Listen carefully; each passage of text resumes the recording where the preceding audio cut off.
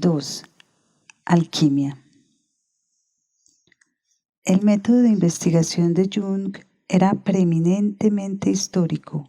Consistía, en esencia, en comparar sus ideas e intuiciones y los esclarecimientos que había logrado del material empírico proporcionado por sus pacientes con la evidencia histórica. Este método le permitía ver sus propias experiencias psíquicas y descubrimientos psicológicos en forma objetiva y establecer su validez general. Las declaraciones oscuras, confusas y con frecuencia grotescas de los alquimistas desempeñaron el papel más importante, de hecho el decisivo en este aspecto. Fue en su mayor parte la correspondencia entre las declaraciones alquímicas y las imágenes y resultados de sus investigaciones dentro de lo inconsciente lo que ayudó a Jung a colocar su psicología en una perspectiva histórica y convertirla en una ciencia objetiva. Durante el periodo de amistad y colaboración con Freud de 1907 a 1912, Jung tuvo un número de sueños significativos que no podían interpretarse de un modo satisfactorio en base al concepto de Freud del inconsciente como un depósito de contenidos psíquicos reprimidos. Fue entonces que se le ocurrió por vez primera la idea de un inconsciente mucho más amplio, un inconsciente colectivo que era la fuente de contenidos impersonales y autónomos. Después de la separación de Freud, Jung siguió por estos caminos y comenzó a experimentar con el inconsciente él mismo.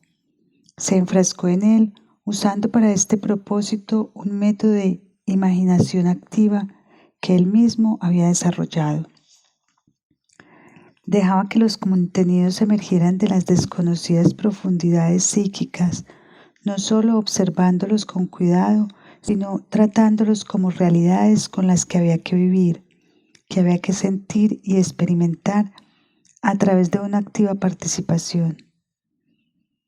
Estas imaginaciones o fantasías suscitaban todo un mundo de extrañas imágenes, y él mismo se convirtió en el protagonista de una serie de dramas psíquicos enigmáticos, aunque intensamente estimulantes. Sin embargo, por el momento, el significado de las imágenes y de lo que estaba sucediendo seguía siendo para él un completo misterio. Esta fase experimental comenzó a fines de 1912 y duró hasta alrededor de 1919. Fue un periodo de trabajo pionero en la jungla del inconsciente, que naturalmente aisló a Jung del mundo científico de su época. No obstante, llamó esos años los más importantes de su vida, pues durante ellos estalló, aunque más no fuera como un torrente de fantasías e imágenes de gran carga emocional. Todo lo que más tarde fue formulado conceptualmente en sus escritos científicos fue la prima materia para el trabajo de una vida. El progreso científico de esta magna ardiente fue sin duda un asunto muy dilatado, y solo después de unos 20 años, Jung pudo comprender en cierta medida los productos de su activa imaginación. En su libro Recuerdos, Sueños, Reflexiones escribió: primero, tuve que hallar evidencia de la prefiguración histórica de mis experiencias internas. Es decir, tuve que preguntarme a mí mismo, ¿dónde han ocurrido ya en la historia mis premisas particulares? De no haber logrado hallar esta evidencia, nunca habría podido substanciar mis ideas. Por lo tanto, mi encuentro con la alquimia fue decisivo para mí, pues me proporcionó la base histórica de la que hasta el momento había carecido. De todas formas, aún debía pasar mucho tiempo antes de que Jung estuviera seriamente interesado por la alquimia, antes de que el azar lo pusiera por primera vez frente a un texto de alquimia. Ya había realizado un estudio cabal de los gnósticos durante los años 1916-1926. Lo que lo atrajo hacia ellos fue el hecho de que había sido enfrentado con el mundo primordial del inconsciente. De la misma manera que él y como habría de descubrirlo los alquimistas. El estudio de las tradiciones gnósticas, no obstante, lo dejó insatisfecho.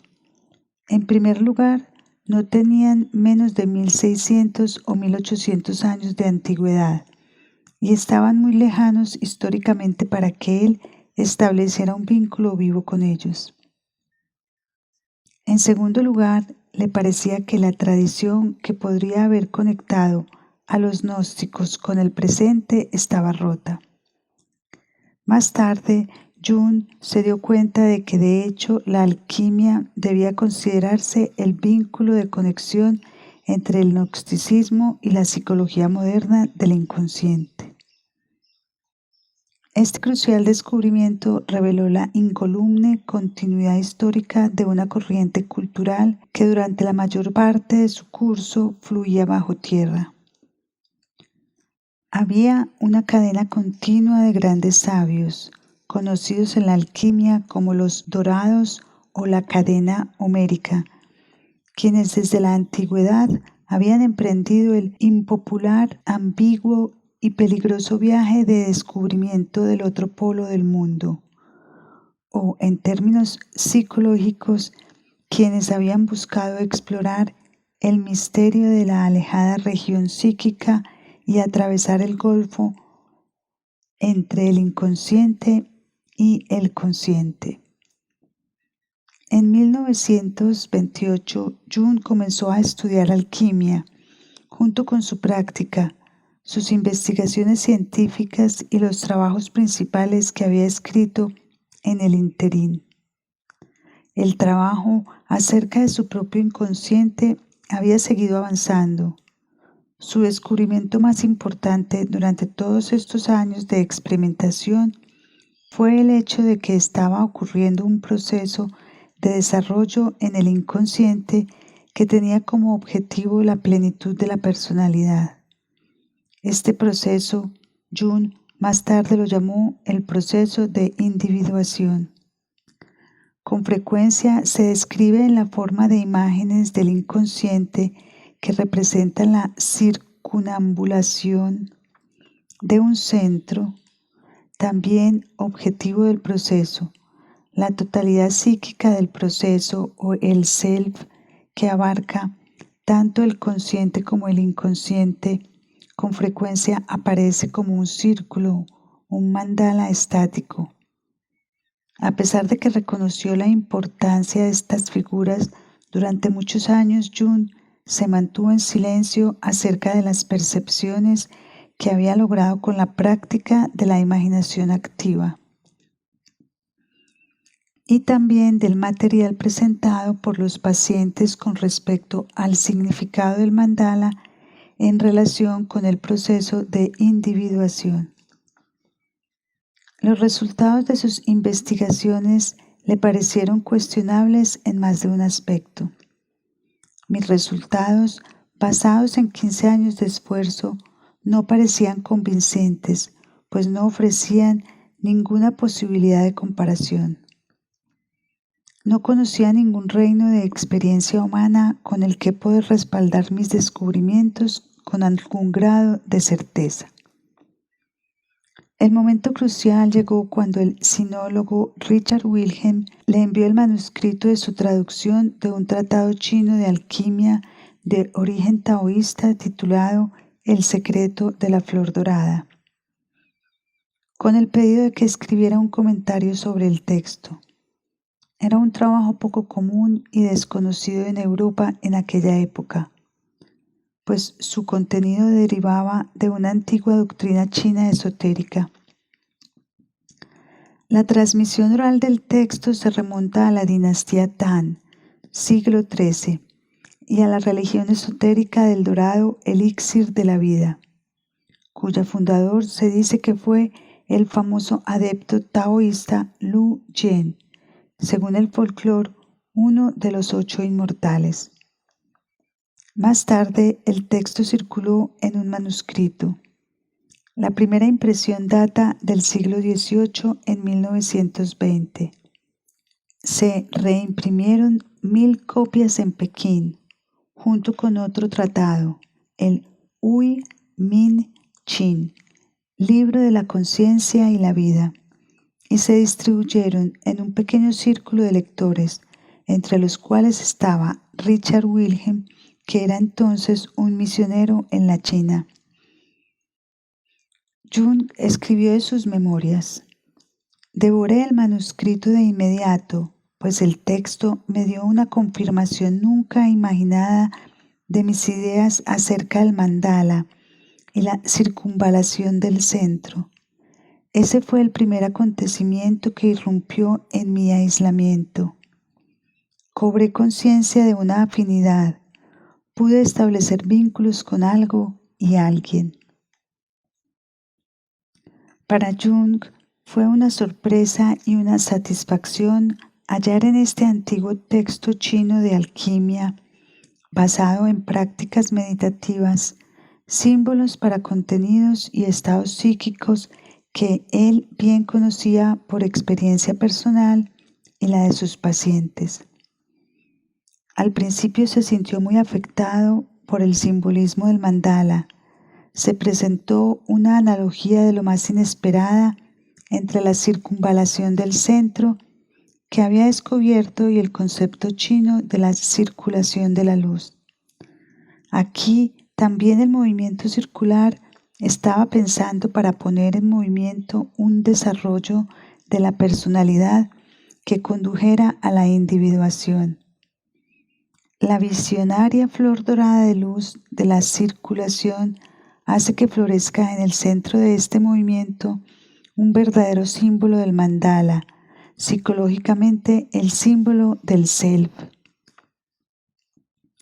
Otra analogía aparece en los dos conceptos para el alma, personificados por el demonio de la nube masculino Hum y el espíritu blanco terrestre femenino Po, que Jung interpretó como equivalentes del animus y el ánima. Sobre todo, había una afinidad entre los objetivos a lograr: la producción del cuerpo diamantino. A través de la meditación, era un símbolo del cambio del centro psíquico del ego a una autoridad transpersonal y espiritual. Así, el proceso meditativo involucraba una transformación psíquica que Jung había reconocido y experimentado como el objetivo de la individuación, la recesión del ego en favor de la totalidad del self. Nada menos que esto también buscaron los adeptos occidentales del arte hermético en sus esfuerzos por producir la piedra incorruptible, la lapis philosophorum. La afinidad de imágenes e ideas que emergieron de las meditaciones de practicantes occidentales y chinos trajo a Jung la tan esperada confirmación de su concepto del inconsciente colectivo y también de los arquetipos. La presencia de estos factores organizadores y formas estructurales en el inconsciente explicaría la similitud y a veces hasta la identidad de los motivos de los mitos y los símbolos hallados entre todas las razas y en todas partes del mundo. Jung llamó estas imágenes y motivos arquetípicas. Su importancia práctica yace nada menos en el hecho de que facilitan la comunicación humana en general y sin duda la hacen posible del todo. El reconocimiento de los contenidos y motivos arquetípicos comunes detrás de las diferencias entre los individuos y las culturas los ayuda a comprender lo que es ajeno a ellos. Jung descubrió su comentario acerca del secreto de la flor dorada como un intento por construir un puente de entendimiento psicológico entre Oriente y Occidente. Richard Wilhelm también se sintió sorprendido e impresionado por las semejanzas entre los descubrimientos de Jung y la antigua sabiduría china. Expresó su sorpresa diciendo que había encontrado a Jung en la China. Siguió diciendo: la sabiduría china y el Dr. Jung han descendido ambos independientemente uno del otro a las profundidades de la psique colectiva del hombre, y allí se han topado con realidades que son tan similares porque están igualmente fijas en la verdad. Esto probaría que se puede llegar a la verdad desde cualquier punto de vista si solo excavamos lo suficiente para encontrarla, y la concordancia entre el científico suizo y los antiguos sabios chinos solo demuestra que ambos tienen razón porque ambos han encontrado la verdad. Aún así, Jung nunca dejó de destacar el otro aspecto de la personalidad humana. El fundamento arquetípico común de la psique puede convertirse en una realidad significativa solo en la variedad de las vidas humanas, diversamente condicionadas como lo están por la historia, la cultura, la tradición y por la constitución y el medio ambiente. El fondo psíquico, el inconsciente colectivo y los arquetipos es el mismo en todas partes. La configuración consciente en el terreno delantero es siempre única y combina y varía las figuras arquetípicas en formas que son siempre nuevas. El secreto de la flor dorada había despertado por completo el interés de Jung en la alquimia. Poco después adquirió la primera obra alquímica para su biblioteca de un vendedor de libros en Múnich. Eran los 2 volúmenes de Artis Auriferae, compilación de unos 30 tratados latinos, publicados en Basilea en 1593. Esta no fue su única adquisición, pues pronto se convirtió en un coleccionista y en el curso de los años sus libros y manuscritos de alquimia llegaron a constituir una parte sustancial de su biblioteca. Después de su muerte se catalogaron más de 200 ejemplares. Los acontecimientos importantes de la vida de Jung muchas veces se anunciaban antes en sueños. Tal fue el caso de su descubrimiento de la alquimia. Jung habla de ello en sus memorias. Antes de descubrir la alquimia, tuve una serie de sueños que repetidamente trataban el mismo tema. Al lado de mi casa había otra, es decir, otra ala o anexo que me era extraño. Cada vez me preguntaba en mi sueño por qué no conocía esta casa, aunque al parecer siempre había estado allí. Por fin tuve un sueño en el que llegaba a la otra ala. Allí descubría una maravillosa biblioteca que databa en gran parte de los siglos XVI y XVII. Volúmenes grandes en folios, encuadernados en cuero de cerdo, se erguían a lo largo de las paredes. Entre ellos había un número de libros adornados con grabados de cobre de carácter extraño e ilustraciones que contenían símbolos curiosos como nunca antes había visto. En ese momento no sabía a qué se referían, solo mucho más tarde los reconocí como símbolos alquímicos. En el sueño era consciente solo de la fascinación que ellos y toda la biblioteca ejercían. Era una colección de incunables medievales e impresiones del siglo XVI. El ala desconocida de la casa y en especial la biblioteca se referían a la alquimia acerca de la cual yo era un ignorante, pero que pronto habría de estudiar. Unos 15 años más tarde, yo había reunido una biblioteca muy parecida a la del sueño. El sueño se remonta alrededor del año 1925. En 1940, la colección estaba más o menos completada. Era muy consciente de su valor y rareza, y ello significaba para él una fuente de placer. Con un verdadero orgullo de coleccionista, enseñaba su biblioteca a amantes de libros cada vez que se le ofrecía la oportunidad. Sin embargo, no era un bibliófilo en el sentido corriente de la palabra. Coleccionaba libros no por el hecho en sí de tenerlos, sino por su contenido. Entre ellos había fotocopias de 2 manuscritos alquímicos, el Codex Bossiamus Chemicus de la Universidad de Leiden y el libro de figuras hierográficas del siglo XVIII de Abraham Le Jouif de la Biblioteca Nacional de París, y también libros modernos como los 3 volúmenes de la colección de los antiguos alquimistas griegos, París 1893, de Marcellin Berthelot. En el curso de su interpretación psicológica de textos alquímicos que entonces no eran en absoluto comprendidos, Jung llegó a darse cuenta de la verdad del dicho alquímico Liber librum aperit, un libro abre otro. Por esta razón, quiso estudiar los textos en su integridad y, de ser posible, poseerlos.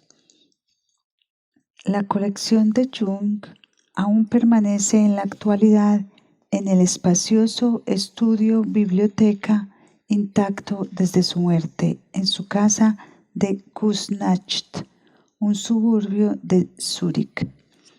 La biblioteca está abierta a estudiantes, pero la colección de alquimia, a causa de su rareza, puede ser usada solo por personas especialmente calificadas. Fundamentalmente no eran tanto los pensamientos de alquimistas individuales los que fueron importantes para la investigación de Jung en cuanto a la inagotable variedad de sus imágenes y descripciones arcanas. Al parecer tan diferentes y sin embargo todas interrelacionadas. En este sentido, su colección fue una ayuda indispensable para él y una mina de penetraciones psicológicas. No había ningún libro en particular que él valorara más que los otros. Escogía uno u otro según su aplicabilidad al tema en que estaba interesado y sobre el que estaba escribiendo en el momento. En su vejez, Gerhard Dorn, un erudito filósofo natural, doctor y seguidor de Paracelso de Frankfurt am Main, que vivió en el siglo XVI, llegó a significar más para Jung que la mayoría de los otros alquimistas. Las profundas meditaciones de Dorn acerca de la importancia espiritual de la obra alquímica en las 3 etapas del Coniunctio y en el concepto del unus mundus, mundo unitario, le dio un indicio del significado de los esfuerzos de los alquimistas y están tratadas en gran detalle en el último capítulo de su Mysterium Coniunctionis. Uno de los libros que Jung cita más frecuencia es el anónimo Rosarium Philosophorum. Se publicó por primera vez en Frankfurt en 1550 y está también incluido en el segundo volumen de Artis Auriferae. La monografía de Jung, La psicología de la transferencia, es una detallada interpretación del texto e ilustración de este tratado. En una de mis primeras sesiones durante los últimos años de la década del 30, Jung me saludó diciendo que quería enseñarme algo muy precioso y secreto. Buscó un delgado volumen de folios de los anaqueles y me lo dio. Se llamaba Mutus Liber, un libro de ilustraciones sin texto, publicado en La Rochelle en 1677, el primer libro de alquimia que había tenido jamás entre mis manos. Mirando sus ilustraciones y hablando sobre alquimia, pasamos una de aquellas horas analíticas no convencionales que eran características del método de Jung y ejercían una influencia duradera. En sus memorias, Jung nos dice algo acerca del método que le dio una clave del lenguaje de la alquimia, su oscuridad y sus enigmas. Pasó mucho tiempo antes de que hallara mi camino en el laberinto de los procesos de pensamiento alquímicos, pues no había Ariadna que hubiera puesto un hilo en mi mano. Al leer el texto del siglo XVI, Rosarium Philosophorum, noté que ciertas expresiones extrañas y giros de frases se repetían con frecuencia. Por ejemplo, solve et coagula, unum vas, lapis, prima materia, mercurius, etc. Veía que estas expresiones eran usadas una y otra vez en un sentido particular, pero no podía descubrir cuál era el sentido. En consecuencia, decidí comenzar un léxico de frases claves con referencias recíprocas. Con el tiempo, reuní varios miles de estas frases y claves y tuve volúmenes llenos de citas. Trabajaba según líneas filosóficas como si estuviera tratando de resolver el enigma de una lengua desconocida. De esta forma, el modo alquímico de expresión poco a poco fue revelando su significado. Fue una tarea en la que estuve enfrascado durante más de una década. En 1935, después de años de estudiar la alquimia, Jung presentó por primera vez sus descubrimientos al público.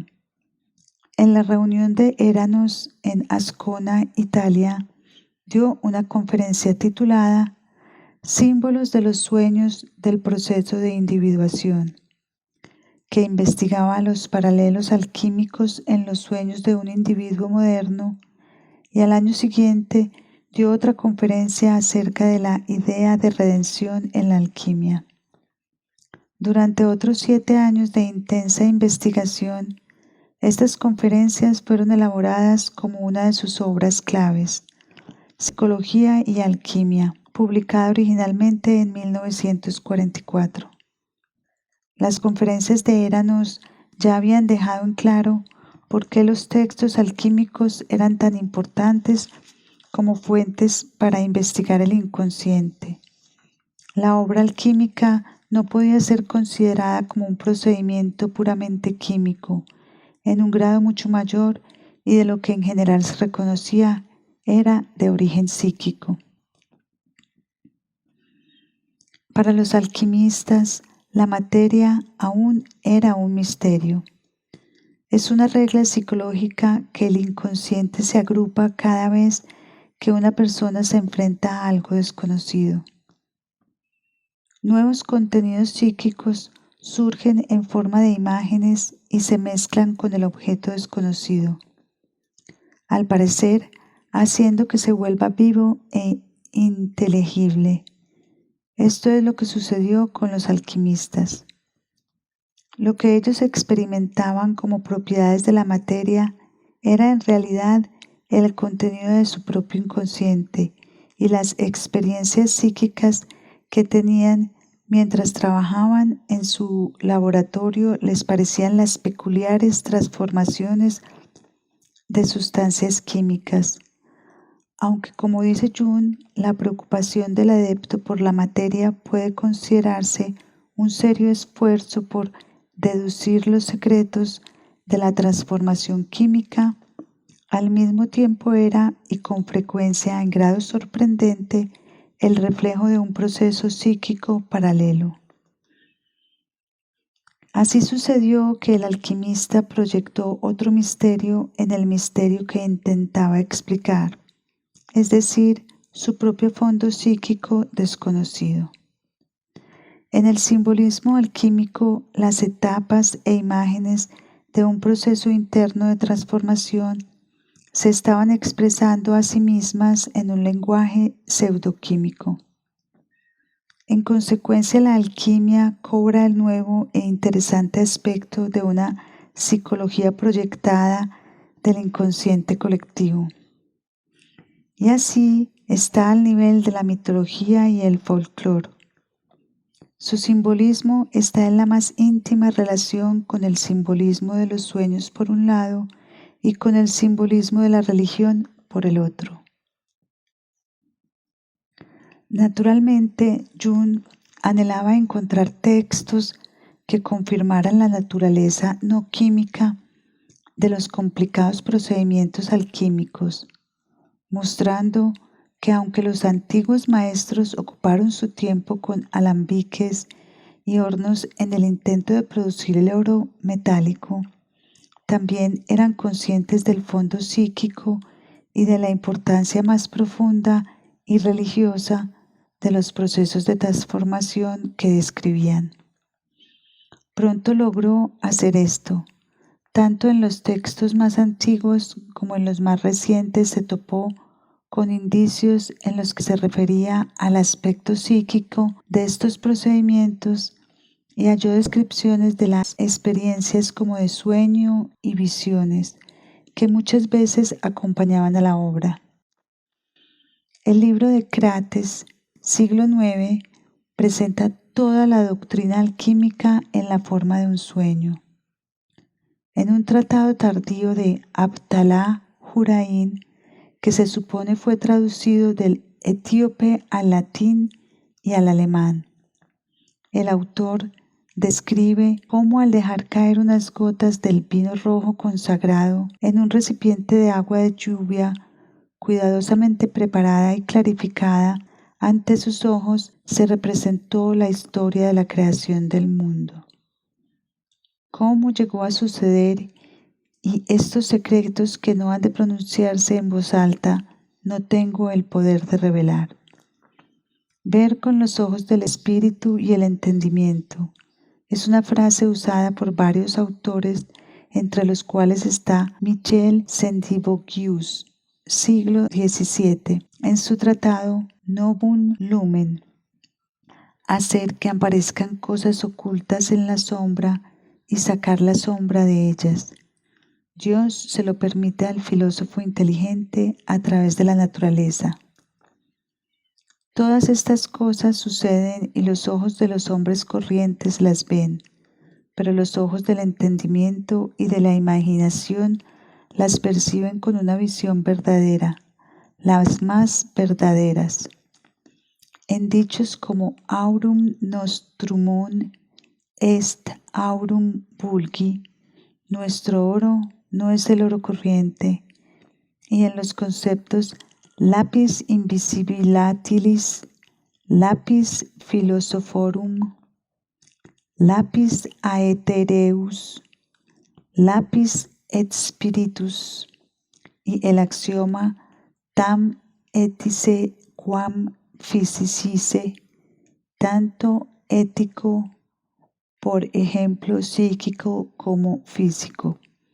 Y también en incontables otras metáforas similares, el lado espiritual de la alquimia se revela con toda claridad. Sobre todo los siempre repetidos intentos por describir las enigmas, cualidades y transformaciones de la materia contienen una riqueza tal de ideas religiosas, tantas alusiones a un numen oculto que dotan a la alquimia con la importancia de un movimiento religioso. Fue este aspecto el que cautivó el interés de Jung. Para él, la psique era una de las regiones más oscuras y misteriosas de nuestra experiencia, y el mayor de todos sus misterios era el génesis de los símbolos religiosos. Este misterio salía a la luz en proyecciones alquímicas, en las meditaciones y visiones del adepto. Para los alquimistas, la materia era una fuente de misterio. La veía como el recipiente de un espíritu cautivo y divino del que debía ser liberada. Para los seguidores de Paracelso, la materia adquiría la inefable cualidad de un increatum y por ello era coexistente y coeterno con Dios. Puesto que era concebida como una sustancia espiritual y hasta divina, no es sorprendente que el trabajo experimental del alquimista en el laboratorio, su filosofía, su inmersión de ensueño dentro de su transformación y la investigación práctica de sus cualidades cobrara el carácter de un rito religioso, un opus divinum. La introducción a los problemas religiosos y psicológicos de la alquimia de Jung es una de sus contribuciones más importantes a la creatividad y naturaleza religiosa de la psique. El tema Anima Naturaliter Religiosa, el alma es religiosa por naturaleza, fue el que absorbió a Jung durante la mayor parte de su vida en psicología y religión. Desarrolló este tema en base a su conferencia de Eranos de 1935. Su punto de partida fue una comparación de motivos arquetípicos, círculo del mandala dividido en 4 cuaternidad, tales como lo que son comunes en la literatura alquímica con los sueños de un hombre moderno que no tenía conocimiento de la alquimia. Eran sueños significativos, grandes, de un carácter incuestionablemente religioso, uno de los cuales dejó en quien lo había tenido una impresión de la más sublime armonía. Para los alquimistas, estos símbolos y configuraciones no eran menos impresionantes ni menos ricos en significados secretos. En particular, era el rotundum, o esfera, que era considerada como un símbolo de la realidad espiritual o religiosa suprema, tanto en los textos antiguos como en los tardíos, confirmando así el descubrimiento de Jung del símbolo de mandala y su significado. Tanto en la alquimia occidental como en la oriental, el círculo debe considerarse como una de las figuras arquetípicas centrales del inconsciente colectivo. Para los alquimistas era idéntico a la incorruptible piedra filosofal y también significaba el tan buscado oro. En cualquiera de estas formas se refería al tesoro difícil de obtener y el objetivo que debía alcanzarse, tam etice quam physice, combinado con la cuaternidad del círculo dividido en 4, se le consideraba una alegoría de Dios.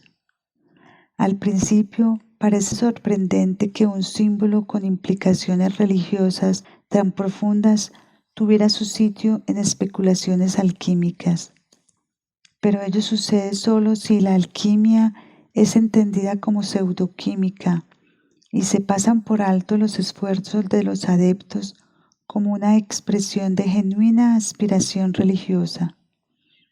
Su misticismo de la materia era en esencia un misticismo del alma. Psicológicamente hablando, eran atrapados por las imágenes y símbolos misteriosos del inconsciente que contemplaban en medio de la materia. Era natural que en sus intentos por describir las propiedades, comportamiento y transformaciones de sustancias químicas también se aludiera simbólicamente a sus experiencias visionarias e intuiciones religiosas. Esto explica la mezcla extravagante, grotesca y en ocasiones apenas descifrable de conceptos químicos, filosóficos, religiosos y profanos, y el lenguaje procaz de algunos textos alquímicos. Igualmente procaces y fantásticos son los grabados en boj y las ilustraciones a color que adornan las viejas obras y que muchas veces ejercen un poderoso impacto. Era un estilo que halló su camino hacia el arte profano y alcanzó un elevado nivel de perfección en Hieronymus Bosch. La profusión de paradojas, que es característica del lenguaje alquímico, puede explicarse por el hecho de que los adeptos buscaban expresar los contenidos inconscientes solo débilmente discernidos o experimentados como en un sueño. Las declaraciones claras son posibles en un área iluminada por la conciencia, por ejemplo, acerca de conceptos y hechos que pueden dilucidarse por medio del pensamiento racional. Lo que trasciende la conciencia, lo que cae dentro del reino del inconsciente, puede ser adecuadamente descrito solo con paradojas. Se pueden hacer declaraciones inequívocas solo con respecto a objetos inmanentes. Los trascendentales pueden expresar solo con paradojas. Dice Jung, a través de la imaginación y la especulación, los antiguos maestros se esforzaron por encontrar o producir una materia que no fuera solo materia, sino también espíritu. La llamaban la sustancia arcana y desearon atraparla con una infinidad de paradojas y antinomías. Las comparaciones interpretativas de Jung han demostrado que es un símbolo del inconsciente. A pesar de que la mayoría de los alquimistas se consideraban buenos cristianos, según algunos de ellos, el misterio de la piedra era aún más sublime que el misterio de la religión cristiana. Melchior Sivenensis, siglo XVI, presentó la obra alquímica como una paráfrasis de la misa, y para Paracelso, que en esto demostró ser un verdadero alquimista, había una revelación de la luz de la naturaleza que era igual a la revelación cristiana. Un magnífico ejemplo del carácter religioso de la alquimia en relación a la Biblia y la cristiandad es la parte de Aurora Consurgens, tratado atribuido a Tomás de Aquino. La compilación de Artis Auriferae contiene solo la segunda parte y en lugar de la primera hay una nota instructiva escrita en latín por el tipógrafo en la que explica y justifica su negación a imprimirla por razones religiosas. Jung brinda un resumen del argumento en Psicología y Alquimia. El impresor ha omitido a propósito todo el tratado que consiste en parábolas o alegorías, pues el autor, a la manera de las oscurantistas Antiguo More Tenebriorum, trató toda la Biblia, en particular los proverbios, salmos, pero sobre todo el Cantar de los Cantares, de una forma que sugiere que las Sagradas Escrituras habían sido escritas solo en honor a la alquimia. El autor, dice, ha llegado incluso a profanar el misterio más sagrado de la encarnación y muerte de Cristo, convirtiéndolo en el misterio del lápiz. Por supuesto, sin ninguna mala intención, como él, el tipógrafo Konrad Waldkirch admite de inmediato, sino solo como se esperaba que sucediera en aquella época oscura. Seculum illud tenebrarum. Con ello, Waldkirch se refería a la época anterior a la Reforma, cuyo concepto del hombre y el mundo y la experiencia de la divina presencia en el misterio de la materia se habían desvanecido por el completo de la espera y de los protestantes de su propia época. La imagen de Dios o del Espíritu, que era central al misterio alquímico, no era en absoluto idéntico al concepto supremo de Dios en la cristiandad. Desde el punto de vista numérico, difieren en el sentido de que el concepto alquímico se caracteriza por la cuaternidad. Conforme al dicho gnóstico, en los cuatro está Dios, mientras que el concepto cristiano halló su expresión más distintiva en la Santísima Trinidad. Las especulaciones alquímicas con respecto al misterio gravitan alrededor de la idea de un espíritu que se manifiesta en toda la creación, en la materia y en el hombre, un ánima media natura, alma como naturaleza intermedia, también de origen gnóstico, imagen que se remonta al antiguo mito de Nous, estrechada en el abrazo de Fisis. A causa de su naturaleza evasiva, este espíritu o divina presencia en el misterio de la materia se llamó Mercurius.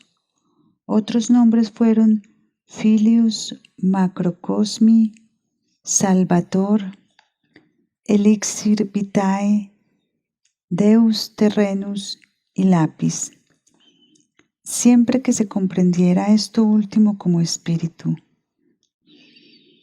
El espíritu del misterio alquímico era un espíritu catónico y, a diferencia de la Trinidad masculina, no carecía del elemento femenino. Cuando se lo personificaba en las ilustraciones alquímicas, por esta razón, por lo general, se lo representaba como andrógino. También hay indicios de que contenía el elemento de oscuridad y del mal. En contraste con el significado inequívoco del Hijo en la cristianidad, el Filius alquímico era el sujeto de innumerables paradojas y se lo describía como el Hijo de la Madre Naturaleza. De esta manera, la alquimia se hallaba en una relación compensatoria con el mundo de la conciencia y la cristiandad, de la misma manera que el sueño con la situación consciente del soñador. Compuestas de las manifestaciones naturales y muchas veces primitivas del inconsciente, reflejaba los conceptos elevados y espirituales del dogma cristiano como un espejo oscuro. Además, sus imágenes, al tener su origen en las capas anteriores y más profundas de la psique, contienen numerosos elementos arquetípicos y misteriosos que fueron eliminados de la teología dogmática. La relación compensatoria entre las imágenes alquímicas y cristianas dio a Jung el hilo de Ariadna, con el que halló el camino a través del laberinto de la literatura hermética y el mundo arquetípico de las religiones remotas de la psique. En un número de ensayos señaló las afinidades y contrastes entre las figuras alquímicas y las de la cristiandad. Demostró en particular la analogía extraña e idéntica entre las afirmaciones acerca de la lápiz y Cristo. La lápiz era redentora, una salvadora del macrocosmos. Su luz conquistaba las luces, era espíritu y cuerpo, la piedra que los constructores rechazaban y que se convertía en la piedra angular, pero también era un Deus terrenus, un Dios terreno, el causante no solo de la luz, sino de las tinieblas. El paralelo lápiz-Cristo en psicología y alquimia proporcionan una clave para una comprensión del fervor de los alquimistas y su relación con la cristiandad. En otra parte, Jung contrastó la transformación de la misma con un proceso análogo de transformación descrito en las visiones de Zosimo de Panópolis, alquimista del siglo III, y comparó la idea cristiana redención con las de los alquimistas. En la obra alquímica no es el hombre el que necesita la redención, sino la materia, o más bien el espíritu aprisionado en la materia. En la oscuridad de la naturaleza física, el adepto mismo emprendió el trabajo de redimir la caótica primera materia y logró el trabajo de la redención paso a paso como su propia obra individual. Desde el punto de vista psicológico, este trabajo era una proyección del proceso de individuación hacia las transformaciones de la sustancia química. Como la obra alquímica, la individuación es un procedimiento fatigoso que debe llevarse a cabo en etapas. Al colaborar conscientemente con el inconsciente, el futuro individuo desempeñó un trabajo de redención de sí mismo que lo convierte en una personalidad entera e indivisa, un individuo. La producción del tesoro alquímico corresponde a la liberación o al despertar, a la conciencia del self, de la oscuridad y el caos primordial del inconsciente. Tomó muchos siglos antes de que la conciencia del hombre estuviera lo bastante desarrollado como para retirar las proyecciones alquímicas hacia la materia y reconocer como psíquico lo que lo había sido desde el comienzo. Uno de los logros sobresalientes del trabajo científico de Jung es que contribuyó a su revolución mental. La distinción conceptual entre proyección y objeto o imagen y objeto fue para él una necesidad epistemológica de validez universal que él exigió de todas las ciencias. Al mismo tiempo, el estudio de proyecciones alquímicas le permitió embarcarse en una investigación completamente nueva de los contenidos arquetípicos del inconsciente colectivo y ver su propio trabajo a la luz de un proceso de desarrollo humano que se extiende durante miles de años. Al comparar los contenidos del inconsciente en el hombre moderno con los de la alquimia, cuyas raíces históricas se remontan a la mitología egipcia, llegó a ver que las imágenes arquetípicas retratan los hechos básicos de la psique que han permanecido por miles de años. Solo en su relación con la mente consciente podemos discernir un desarrollo infinitamente lento, que sigue su curso como un drama que comenzó en las grises tinieblas de la antigüedad y continúa a través de los siglos hacia un futuro remoto, un drama que hace que el presente parezca solo un episodio. Este drama es el despertar de la conciencia en la humanidad. Los resultados de sus investigaciones no solo condujeron a diferenciarnos de teoría dentro de la psicología misma, sino que también proporcionaron un entendimiento más profundo de los problemas que surgen en la psicoterapia práctica. Como médico, Jung se enfrentaba a diario con el problema aún sin resolver de asimilar la oscuridad y el mal en la naturaleza humana, que tenía un sitio perfectamente natural en la alquimia y está expresado con el simbolismo del dragón, el unicornio, la serpiente, Nigredo, la cuaternidad, etc. Cobró un apasionante interés en esta cuestión, pues para él no era solo un problema religioso y moral, sino el eminentemente práctico de asimilar la sombra, el lado inferior de la personalidad. Sus observaciones acerca del aspecto religioso del mal comienzan en el antiguo dilema numérico que está en toda la alquimia: la oposición e interacción de la Trinidad y la cuaternidad, donde el cuarto asume el rol del mal. La formulación definitiva de este tema puede encontrarse en Respuesta a Job. Otro problema práctico que Jung reinterpretó en un sentido más profundo en base a la alquimia fue el proceso que Freud llamó la transferencia. Tanto Freud como Jung atribuyeron un rol crucial a este fenómeno psicoterapéutico. Jung escogió la ilustración alquímica de Rosarium Philosophorum como punto de partida para su exposición del problema de relaciones interpersonales y psíquicas en la ya mencionada monografía. La psicología de la transferencia, a pesar de que las ilustraciones especulares y a veces procaces del Rosarium no son representaciones conscientes del fenómeno de la transferencia, lo retratan como la premisa inconsciente implícita en las relaciones eróticas en general.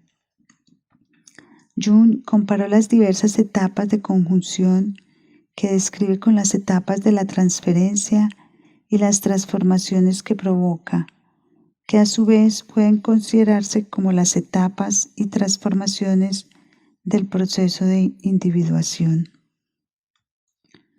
Si hay algún trabajo de Jung que esté calculado para refutar la interpretación exclusivamente personalista y sexual de las relaciones humanas, es esta monografía.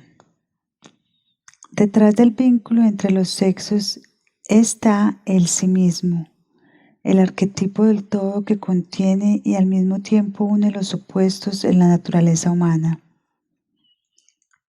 Esta dualidad y unidad están expresadas en el lenguaje figurativo de la alquimia por medio de pares de opuestos como Rex y Regina, Adán y Eva, Sol y Luna, ave y víbora, o por medio del concepto más general y abstracto de una coincidentia oppositorum. En el mundo de la conciencia, la unidad transpersonal y paradójica del self, la conjunción alquímica de Sol y Luna, es experimentada como una síntesis de yo y tú, en cuanto que tú se proyecta, es decir, se transfiere sobre otra persona. En tratamiento psicoterapéutico, el analista, la relación de transferencia por lo menos da al paciente una experiencia anticipatoria del todo y la posibilidad de realizarlo retirando la proyección. De esta manera, las etapas de la transferencia se convierten en una forma de desarrollo psíquico y crean así la base para una cura.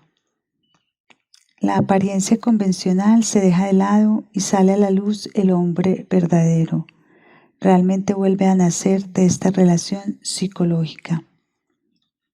La progresiva comprensión del self y una consideración de esos aspectos del todo que cobran conciencia a través de fantasías y a través de las abigarradas facetas de la transferencia elevan la relación fuera del reino de los enredos personales y la colocan en el contexto más amplio de un proceso psíquico transpersonal con sombras sutiles de significado que puede ser expresado adecuadamente solo en símbolos. Entre los alquimistas también hubo algunos que no trabajaron solos, pero buscaron el oro o la piedra misteriosa con la ayuda de una compañera, la soror mística. El oro y la piedra significaban el todo. Ocurren variaciones en el tema de la transferencia en los símbolos de la boda química, la unión mística y el inmenso campo del tradicional simbolismo del hierosgamos. Esto llega desde el antiguo Egipto hasta el episodio de Helena en la segunda parte del Fausto, y aún hoy vive no solo en el inconsciente del hombre moderno, como lo evidencian los sueños, visiones y creaciones artísticas, sino sorprendentemente también en el dogma cristiano, el dogma de la Anunciación de la Virgen María, promulgado por el Papa Pío XII en 1950, Contiene varias alusiones a la boda celestial, demostrando así cómo el mundo inconsciente de imágenes reafirma su eterna importancia como una oscura contraparte del mundo espiritual de la cristiandad. Ambos están relacionados con el Mysterium Conjunctionis. La imagen alquímica central para la polaridad de la psique es Mercurius, cuya extraordinaria diversidad de significados discutió Jung en un estudio especial, como Mercurius doble y Utriusque capas de ambos. Es la fuente de todos los opuestos, razón por la cual los alquimistas lo dotaron de una sorprendente variedad de nombres y cualidades paradójicas. Es el Dios, el demonio, la cosa y el secreto más profundo del hombre. Su polaridad es tal que abarca no solo lo masculino y lo femenino, el bien y el mal, lo consciente y lo inconsciente, etc. La paradoja de Mercurius es mucho más profunda y aún más desconcertante. Debe ser entendido como un símbolo del inconsciente mismo y su naturaleza expresa los opuestos que son inherentes a éste. En la tradición alquímica es tanto un ser material como espiritual, Mercurio y al mismo tiempo un espíritu esquivo de inmenso poder. Esta comprensión llevó a Jung hasta uno de los problemas teóricos más importantes y difíciles concernientes a la psicología del inconsciente. Había adelantado como hipótesis una antinomia correspondiente con respecto a la naturaleza del inconsciente, o para ser más precisos, la naturaleza del inexperimentable e incognoscible, puesto que es inconsciente, arquetipo per se que está implícito en la imagen arquetípica. Lo describió como psicoide, es decir, no puramente psíquico, pero hasta cierto punto físico y orgánico. Se podría decir que también es utriusque capax. La hipótesis de un arquetipo psicoide y un inconsciente psicoide demostró tener sorprendentes paralelos con los descubrimientos de la microfísica, que a su vez había alcanzado los límites de lo experimentable. La microfísica se está abriendo paso hacia la parte desconocida de la materia, de la misma manera que la psicología completa lo está haciendo hacia la parte desconocida de la psique. Y la microfísica se enfrenta del mismo modo a la necesidad de formular hipótesis acerca de esta parte desconocida como una unidad psicológica. Wolfgang Pauli ha postulado un orden cósmico trascendental y objetivo al que están sujetas tanto la psique del perceptor como la que es reconocida por la percepción. La realidad interna y externa, la psíquica y la física, son manifestaciones del mismo orden estructurador. C. F. von Weizsäcker declara que la materia es en realidad solo la manifestación objetivable de algo más para la que el nombre escogido por la tradición clásica de nuestra filosofía sea probablemente el mejor, el nombre espíritu. Por su parte, Jung conjeturó que la parte desconocida de la materia y la parte desconocida de la psique tienen un fondo común trascendental, que en lo desconocido más allá de nuestra experiencia, la materia y la psique pueden ser idénticas, y que toda la vida la multiplicidad de nuestros mundos internos y externos descansa sobre una unidad implícita. Este fondo común es antinómico y debe permanecer inaccesible para la investigación. Es tanto físico como psíquico y por lo tanto ninguno de los dos, sino más bien una tercera cosa, una naturaleza neutra que a lo sumo puede captarse en indicios puesto que en esencia es trascendental. Para expresarlo más simplemente, toda la realidad está basada en un sustrato aún desconocido que posee cualidades materiales y al mismo tiempo psíquicas. Volviendo sobre la idea de una realidad trascendental unitaria en sus memorias, Jung admitió que había alcanzado los límites de la comprensión científica, razón por la cual llamó Mysterium Coniunctius a la culminación de su trabajo.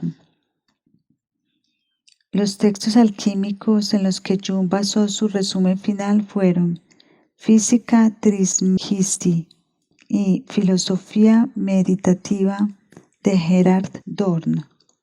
Dorn usó el término unus mundus para denotar la tercera cosa, la realidad neutra del fondo, donde coinciden los lados desconocidos de la materia y la psique. El unus mundus era el mundo unitario, incognoscible y paradójico, más allá del microcosmo y el macrocosmos. Si alguna vez el adepto lograra establecer relaciones con él, se alcanzaría la consumación del Mysterium Coniunctionis, la imagen mítica y personificada de la tercera cosa, con su naturaleza neutra, era Mercurius, esa misteriosa figura arquetípica, tanto divina como psíquica, en cuya incomprensible esencia se pensaba como materia y espíritu. En 1952, en sus investigaciones acerca de la sincronicidad, Jung había postulado un fondo transconsciente común a la psique y a la físisis. No fue por accidente que su ensayo sobre la sincronicidad apareció junto con el trabajo de Wolfgang Pauli. Con fenómenos sincronísticos, Jung se refería a la coincidencia inesperada y significativa de un acontecimiento psíquico y uno físico, que no están causalmente conectados, por ejemplo de un sueño o una premonición que se cumple, y el acontecimiento temporal o especialmente distante que anticipa.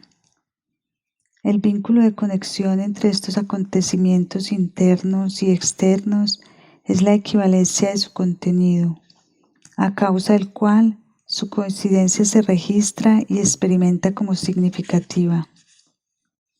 La equivalencia de contenido en estos acontecimientos cualitativamente diferentes, separados en tiempo y espacio, pero conectados en forma no causal, tienen que deberse al hecho de que el mismo arquetipo es el inconsciente, sostiene a ambos y los organiza.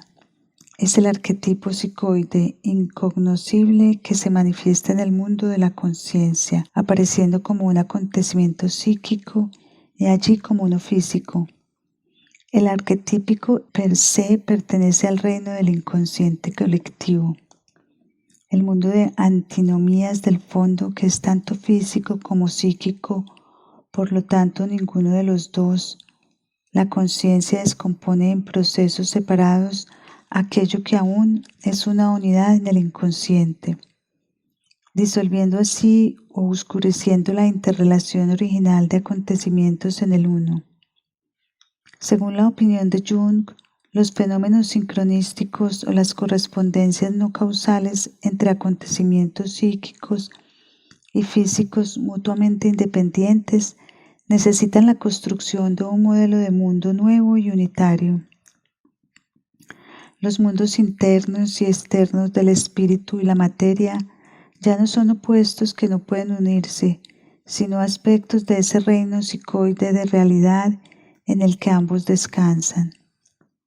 Este nuevo modelo del mundo es una reconstrucción de la antigua e intuitiva visión de los alquimistas, pues como señala Jung, este modelo estaría más cerca de la idea del unus mundus.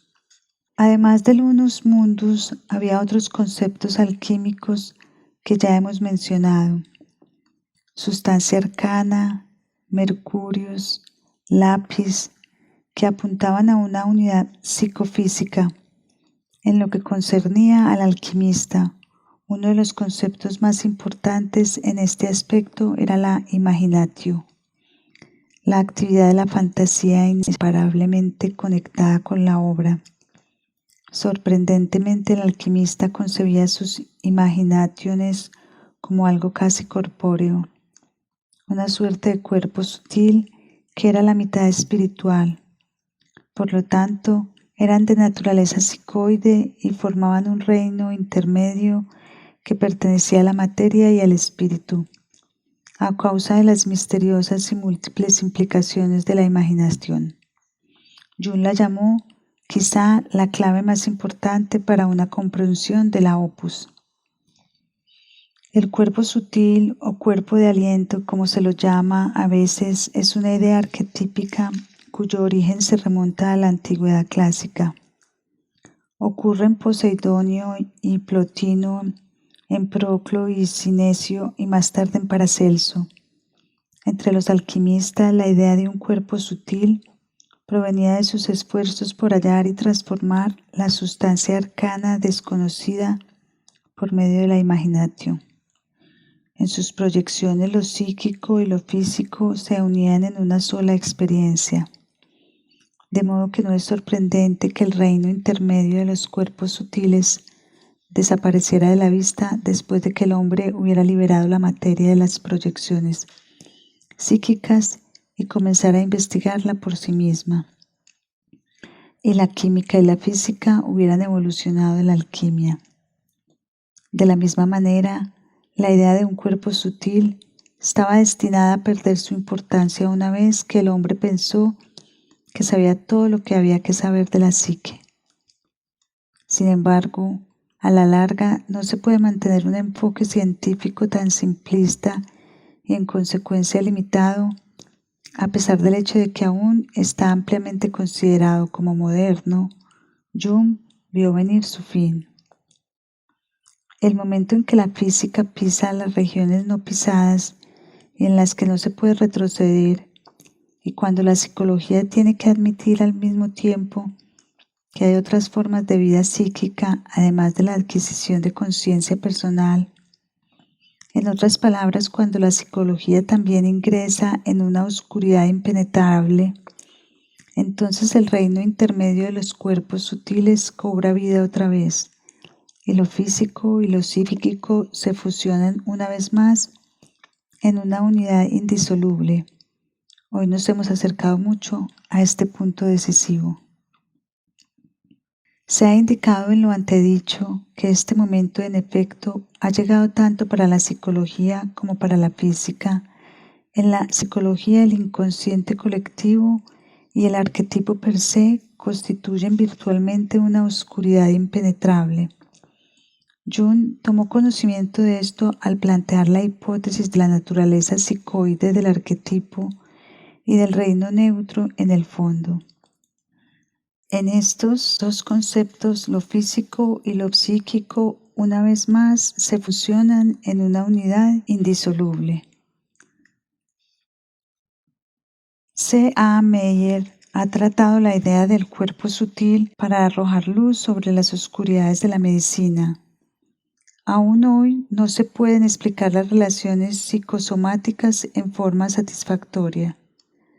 La influencia de la psique sobre el cuerpo y viceversa es tan improbable como probable, y puesto que una explicación causal no conduce a ningún sitio, Meyer ha ofrecido la fructífera sugerencia de que las relaciones psicosomáticas sean consideradas fenómenos sincronísticos. El factor organizador entonces sería el arquetipo del todo, que es tanto físico como psíquico, y por lo tanto se puede pensar en él como un cuerpo sutil. La sincronicidad, dice Meyer, presupone un tertium más elevado que el soma o la psique, y responsable de la formación de síntomas en ambos y que se aproxima a la teoría del cuerpo sutil. Es la tarea del curador tomar medidas que sean favorables a la aparición de este tercero de orden superior, símbolo o arquetipo de la totalidad. Meyer también llevó la atención hacia un resultado experimental hasta el momento inexplicable, para el que la existencia de un cuerpo sutil aún puede ofrecer una explicación. El fisiólogo checo S. Figar realizó investigaciones pletismográficas simultáneas en los antebrazos de dos personas en cuartos separados que no sabían de la presencia de la otra. Una de ellas fue sometida a ciertos estímulos psíquicos que produjeron respuestas que pudieron registrarse en oscilaciones características volumétricas. Lo sorprendente fue que en el caso de la segunda persona, que no tomó parte activa en el experimento, el pletismógrafo registró oscilaciones volumétricas que mostraban una importante congruencia con las de la primera. Los experimentos de Figar han sido repetidos en los Estados Unidos en un número mayor de sujetos y con métodos mejorados, y sus descubrimientos han sido plenamente confirmados. La explicación causalista sería que las ideas e imaginaciones producidas por los estímulos psíquicos en la primera persona formaron un cuerpo sutil que causó cambios fisiológicos mensurables en la segunda. Sin embargo, tomando la sincronicidad como un principio de explicación, la deducción sería que un arquetipo que como factor psicoide es en sí mismo un cuerpo sutil, se manifestó u organizó en los acontecimientos paralelos. El fenómeno está de acuerdo con el concepto alquímico de la imaginatio, como un ser mitad corpóreo, mitad espiritual, que permite al alma traer muchas cosas de la mayor profundidad fuera del cuerpo, imaginándolas. Michel Sendivogius dice: además, el alma, en virtud de la cual el hombre se distingue de los otros animales, opera dentro de su cuerpo, pero tiene mayor eficacia fuera de él, pues fuera del cuerpo gobierna con poder absoluto. Las especulaciones de los alquimistas condujeron a un profundo entendimiento del mundo que la ciencia apenas está comenzando a contemplar con debido respeto. Es sorprendente que fueran capaces, a pesar de una falta total de hipótesis científicas modernas, de anticipar y construir dentro de su filosofía interrelaciones que fueron verificadas siglos más tarde. Una mina de conocimientos tan grande no llega a nadie de la noche a la mañana, aunque esté escondida en el fondo psíquico. Así, la interpretación y la comprensión de Jung de la alquimia también arroja luz sobre el carácter y la humanidad de los antiguos maestros. Los resultados de sus esfuerzos e imaginaciones nos dan una idea de la seriedad, devoción y paciencia que dedicaron a la obra. La alquimia no habría podido proporcionar una base tan amplia para las investigaciones de Jung acerca del inconsciente, como también habría podido desempeñar un rol tan decisivo como examen histórico para sus penetraciones si no hubiera existido una gran afinidad entre él y los adeptos del arte hermético. Las experiencias de los alquimistas fueron, en cierto sentido, mis experiencias y su mundo fue mi mundo. Su experimento con el inconsciente durante los años cruciales de 1912 a 1919 fue una verdadera imaginario alquímica. El proceso por el que había pasado en este momento correspondía al proceso de transformación alquímica. Su análisis e interpretación de incontables textos alquímicos, respaldados por una serie verdaderamente vasta de material adicional, culminó en una magnífica síntesis, una visión unitaria del todo. Así, el mandato del alquimista solve e coagula, que podría parafrasearse de la disolución, la unidad, fue seguido fielmente hasta el final. Aún de niño, Jung tenía su piedra sobre la que solía sentarse durante horas, fascinado por el enigma de que era yo, él, el niño o la piedra. Durante años resultó extrañamente sedante y calmante sentarse en su piedra, que era eternamente la misma durante miles de años, mientras que yo solo soy un fenómeno pasajero. Para Jung, la piedra contenía al mismo tiempo era el misterio insondable del ser, la personificación del espíritu, y su parentesco con ella era la naturaleza divina en ambos, en la materia muerte y en la vida. Una piedra con forma de cubo tallada con inscripciones de su propia mano se yergue como un oráculo delante de su torre.